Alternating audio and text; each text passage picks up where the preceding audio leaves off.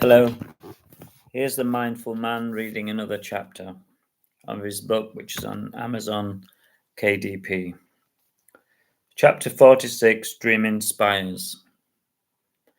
Oxford, with its dreaming spires, was beckoning him, and Simon discussed it with Anne's parents, who were supportive.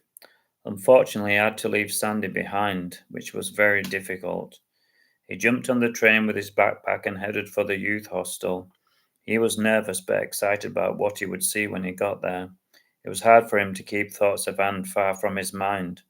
Every day was difficult and dark without her. Each time it became too much to bear, he would bury his nose in a book or put on his headphones as a way of escape.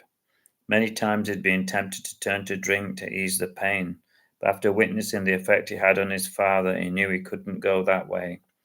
He watched the countryside flying by the train window, and he let his thoughts drift, and time sped by even quicker. It was almost like meditating. He missed Sandy and wondered what she was up to. Over the last few days, he had built a wall around any thoughts of the past.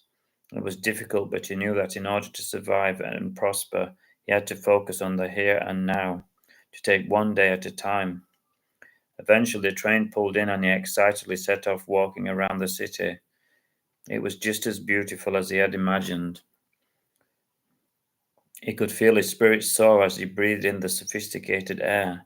He walked around the beautiful camera building, taking photographs as students cycled by with their scarves trailing behind them and the sunshine glinting on the wheels of their bicycles. Each corner he turned revealed a wondrous surprise, a feast for his eyes and ears. He took in the music as he walked. An impoverished looking busker smiled at him and he threw a coin into his hat.